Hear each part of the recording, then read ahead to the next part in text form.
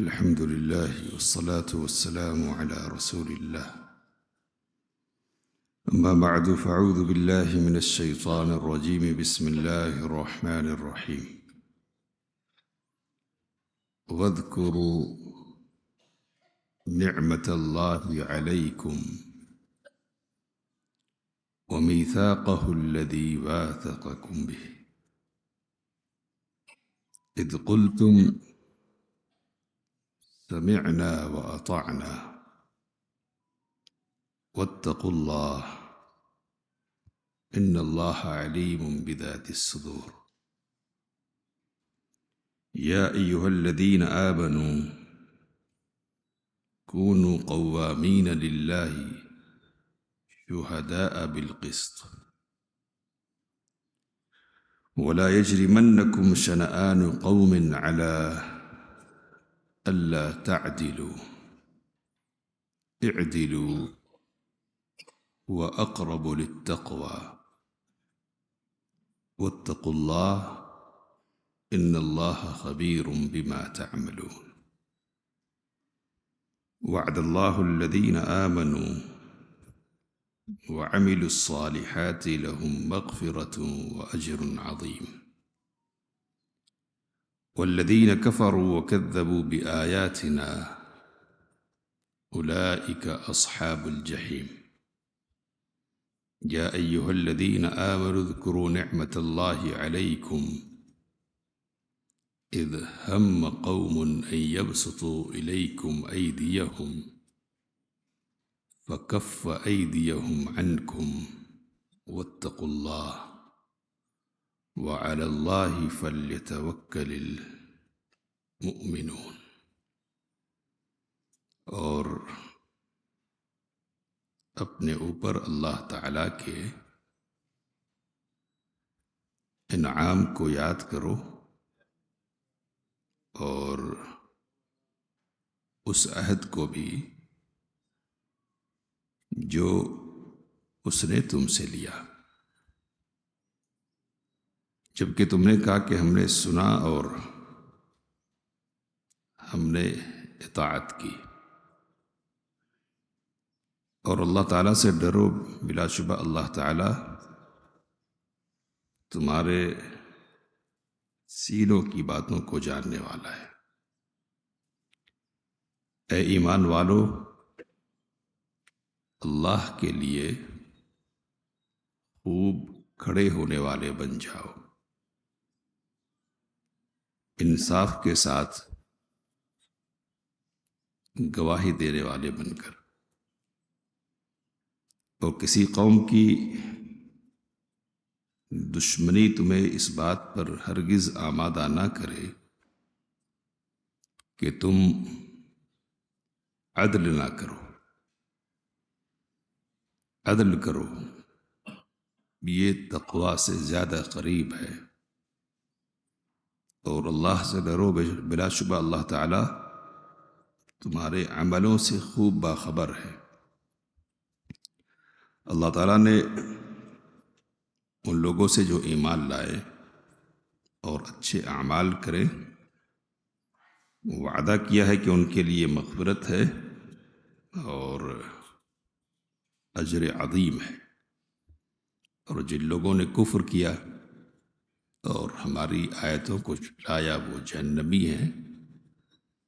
اے ایمان والو، اللہ کے انعام کو جو اس نے تم پر کی یاد کرو، جب کہ ایک قوم نے ارادہ کیا کہ وہ تمہاری طرف اپنے ہاتھوں کو دراز کرے تو اللہ تعالیٰ نے ان کے ہاتھوں کو تم سے روک دیا. اور اللہ سے ڈرو اور مومنوں کو اللہ پر ہی بھروسہ کرنا چاہیے. سورۃ المائدہ آیت 7 سے 11 تک کا ترجمہ آپ کے سامنے کیا گیا. اللہ تعالیٰ کے جو احکامات ہیں جن کا ذکر پہلی آیت کریمہ میں ہوا اور پھر یہاں 6 نمبر کی آیت کریمہ میں وضو اور تیمم کے حوالے سے ہوا ہے، ان احکامات پر عمل کرنے کے لیے اللہ تعالیٰ نے ایمان والوں کو یاد دہانی کروائی۔ بعض مفسرین نے لکھا کہ 2 بنیادوں پر یہ یاد دہانی کروائی گئی ہے۔ ایک تو یہ کہ انعامات کو یاد دلا کر کہ اللہ تعالیٰ کے تم پر انعامات ہیں، اور یہ فطری بات ہے کہ کسی کا احسان ہو کسی پر تو وہ احسان کرنے والے کی بات مانتا ہے اور کوشش کرتا کہ اس کی خوشنودی کا کام کیا جائے۔ تو ایک بنیاد تو یہ کہ انعام، وَاذْكُرْ نِعْمَتَ اللَّهِ، اللہ کے انعام کو یاد کرو۔ بہت سارے انعامات ہیں، کتنے ہیں؟ تو وَإِن تَعُدُّوا نِعْمَتَ اللَّهِ لَا تُحْصُوهَا، اللہ کی نعمت کو شمار کرنا چاہو تو شمار نہیں کر سکتے، بے شمار ہیں یہ۔ تو جو انعامات اللہ کے، ان کی بنیاد پر تمہیں اللہ کی اطاعت کرنی چاہیے۔ اس کے بعد وَمِيثَاقَهُ الَّذِي وَاثَقَكُم بِهِ، اور عہد کو یاد دلا کر، جو عہد اللہ تعالیٰ نے ایمان والوں سے لیا ہے۔ مفسرین لکھتے کہ اس عہد سے مراد ایمان کا عہد ہے، وہ عہد جو ایک آدمی ایمان لاتے وقت نبی اکرم صلی اللہ علیہ وسلم سے کرتا تھا۔ دوسرے عہد کی بات بھی کی ہے علماء نے، لیکن اذ قلتم سمعنا واطعنا، جب کہ تم نے کہا کہ ہم نے سنا اور ہم نے اطاعت کی، تو یہ جو سمعنا اور اطعنا کی بات ہے یہ ایمان کی بیعت کے طور پر ہوتی تھی، اور نبی اکرم صلی اللہ علیہ وسلم بیعت لیتے تھے مسلمانوں سے۔ حضرت عبادہ بن صامت رضی اللہ تعالی عنہ کی حدیث ہے، آخری وقت ہے ان کا، لوگوں نے کہا کہ آپ رسول صلی اللہ علیہ وسلم کی کوئی بات جو آپ نے یاد رکھی ہو وہ ہم کو بتا دیں، ہم اس سے فائدہ اٹھائیں گے۔ تو انہوں نے کہا کہ نبی اکرم صلی اللہ علیہ وسلم نے ہم سے عہد لیا تھا کہ ہم اطاعت کریں گے پریشانی میں بھی اور خوشی میں بھی، ناپسندیدگی کی حالت میں بھی اور خوشی کی حالت میں بھی، اور کسی بھی حالت میں ہم اطاعت سے ہاتھ نہیں کھینچیں گے۔ تو سمعنا و اطعنا کی یہ تفسیر ہے کہ نبی اکرم صلی اللہ علیہ وسلم ایمان کے موقع پر عہد لیا کرتے تھے۔ اللہ تعالیٰ نے کہا کہ واتقوا اللہ، اللہ سے ڈرو۔ تو اب یہ تو ہے ہی کہ انعام ہے تمہارے اوپر اور تم نے عہد کر رکھا ہے، لیکن ان باتوں کو مضبوط کرنے کے لیے اور ان باتوں پر قائم رکھنے کے لیے جو چیز ہے وہ کیا ہے؟ تو اللہ کا تقویٰ ہے۔ یہ ہے تو پھر گاڑی آگے بڑھے گی اور صحیح سمت میں گامزن رہے گی، اور یہ چیز نہیں ہے تو یہ سمجھیے کہ گاڑی بغیر پٹرول کے ہے اور آگے بڑھنے والی نہیں ہے۔ اور پھر اس بات کو مزید پختہ کرنے کے لیے اللہ نے کہا کہ تقویٰ کا مصدر کدھر ہے؟ تو الا ان التقویٰ ہا ہونا، نبی اکرم صلی اللہ علیہ وسلم نے فرمایا تھا کہ دیکھو تقویٰ ادھر ہے، نبی اپنے سینے کی طرف نبی اکرم صلی اللہ علیہ وسلم نے اشارہ فرمایا تھا۔ تو منہ سے الفاظ بولنے اور لفظوں کا کھیل کھیلنے کا نام تقویٰ نہیں ہے، بلکہ دل میں پیدا ہونے والی ایک کیفیت ہے، اور اس کیفیت کی بنیاد پر صادر ہونے والے حرکات اور اعمال ہیں، اس کا نام کیا ہے؟ تقویٰ ہے۔ تو اس لیے اللہ تعالیٰ نے کہا ان اللہ علیم بذات الصدور، بلا شبہ اللہ تعالیٰ سینوں کی باتوں کو جاننے والا ہے۔ تو منہ سے اطاعت کا دم بھرنا اور یہ کہنا کہ نہیں ہم تو مسلمان ہیں یہ ہے، اور دل میں کچھ اور چھپا کے رکھنا، تو یہ تو لوگوں کے سامنے چل جانے والی بات ہو سکتی ہے کہ لوگوں کو بہلا لیں گے، لوگوں کے سامنے کچھ بنا کر اپنے آپ کو پیش کریں گے، اور اپنے آپ میں جب ہوں گے تو کیفیت کچھ اور ہوگی۔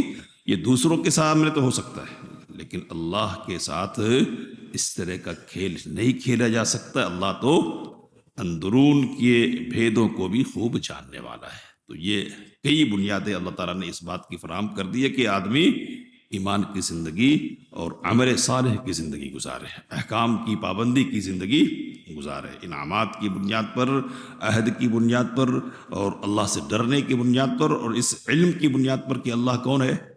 تو اللہ ساری باتوں کو جاننے والا ہے، ان ساری باتوں کا تقاضا کیا ہے کہ صحیح ڈگر پر قائم رہا جائے۔ آگے اللہ تعالیٰ نے ایمان والوں کو خطاب کیا اور کہا کہ اللہ کی خاطر کھڑے ہونے والے بنو۔ کوئی سا بھی کام کرنا ہے کس کے لیے؟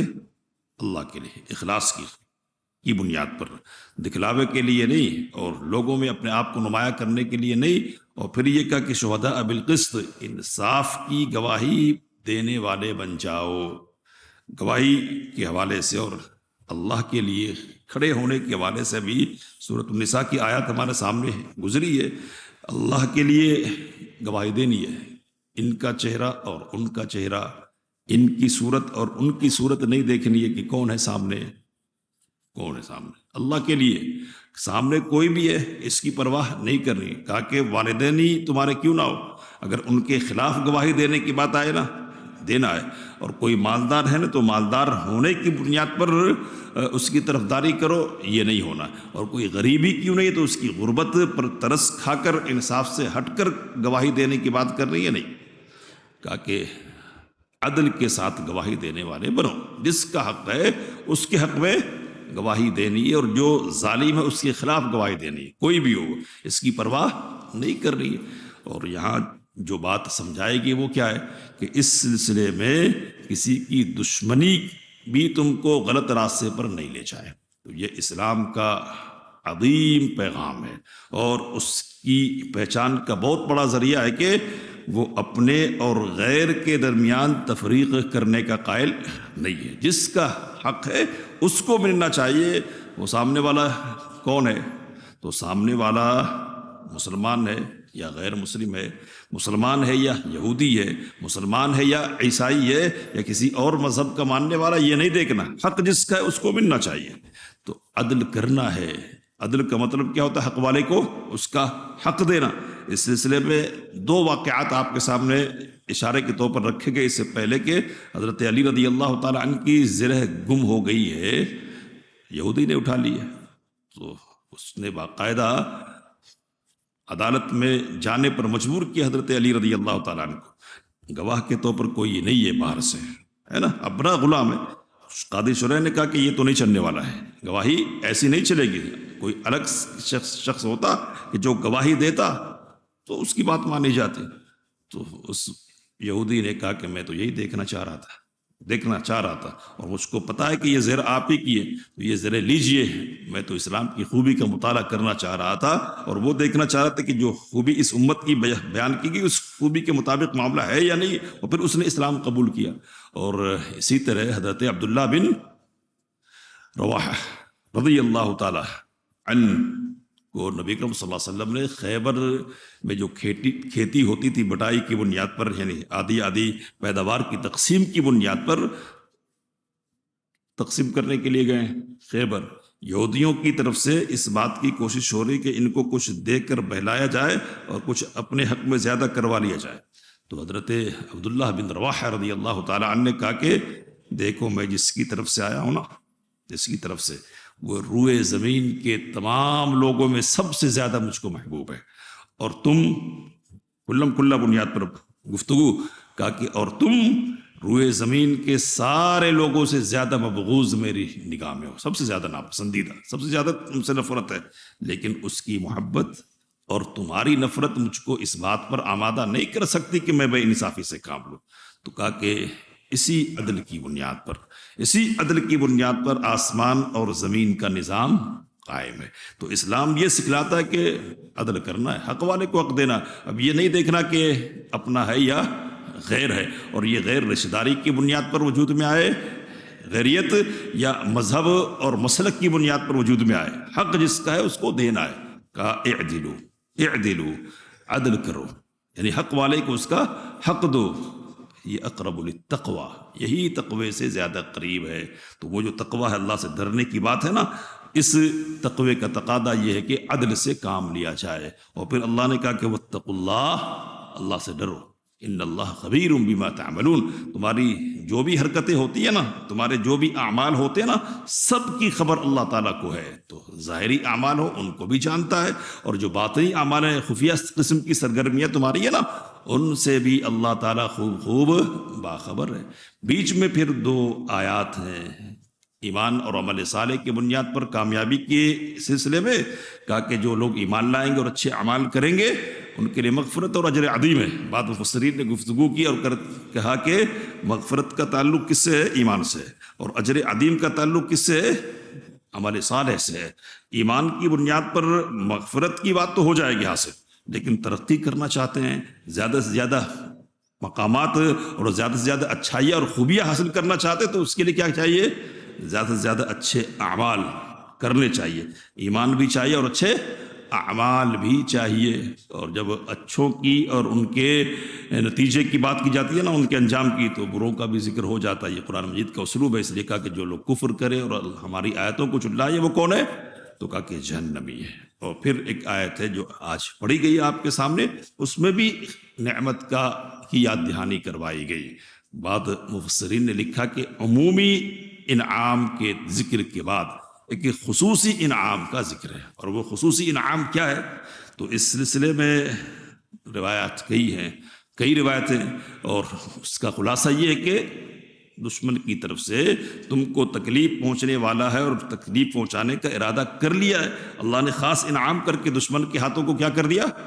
روک دیا، اور تمہاری حفاظت کی۔ تو جو واقعات نقل کیے گئے اس سلسلے میں، دو واقعات ہیں ان میں سے جن کا خاص تعلق نبی اکرم صلی اللہ علیہ وسلم سے، اور خطاب عمومی انداز میں کہ تم پر اللہ کا انعام ہے۔ تو نبی اکرم صلی اللہ علیہ وسلم کو اگر تکلیف پہنچتی ہے نا، تو سب کو تکلیف پہنچنے کی بات ہے، اور آپ صلی اللہ علیہ وسلم کی جان جاتی ہے تو کیا ہے؟ وہ صرف نبی صلی اللہ علیہ وسلم کی جان نہیں ہے، وہ سارے مسلمانوں کی جان ہے۔ تو جو دو واقعات ہیں ان میں سے ایک واقعہ بہت مشہور ہے کہ ایک سفر سے واپسی ہے، جابر رضی اللہ تعالیٰ عنہ حدیث کے راوی ہے، دوپہر کا وقت ہے، سایوں کی تلاش میں ہم آرام کرنے کی خاطر صحرا میں درختوں کو ڈھونڈنے کے لیے الگ الگ پھیل گئے۔ نبی اکرم صلی اللہ علیہ وسلم بھی کیکر کے ایک درخت کے نیچے، ببول کے ایک درخت کے نیچے تلوار لٹکا کر درخت پر لیٹ گئے ہیں۔ کچھ دیر کے بعد کہتے ہیں جابر رضی اللہ تعالیٰ عنہ کہ ہم نے دیکھا کہ نبی اکرم صلی اللہ علیہ وسلم بیٹھے ہیں اور آپ صلی اللہ علیہ وسلم کے سامنے ایک بدو بیٹھا ہوا ہے۔ بدو آپ صلی اللہ علیہ وسلم نے بتلایا کہ میں جب لیٹ گیا ہوں نا تو یہ میرے پاس آیا، میری تلوار اس نے سونت لی اور کہنے لگا کہ آپ کو ڈر لگتا ہے؟ مجھ سے ڈر لگ رہا ہے نہیں لگ رہا؟ تو میں نے کہا کہ نہیں۔ کہا کہ بھئی ابنعک منی، پھر آپ یہ بتلاؤ کہ کون بچائے گا مجھ سے؟ نبی صلی اللہ علیہ وسلم کہ اللہ۔ تو جیسے ہی اللہ کہا، نبی صلی اللہ علیہ وسلم نے تلوار کیا ہے؟ اس کے ہاتھ سے چھوٹ گئی، گر گئی۔ تو یہاں اللہ نے اس کے ہاتھ سے کو کیا کر لیا؟ روک لیا۔ اللہ کہہ رہا کہ ایک قوم نے تم کو تکلیف پہنچانے کا ارادہ کیا، اپنا ہاتھ بڑھانے کا ارادہ کیا، اللہ نے کیا کیا تم سے؟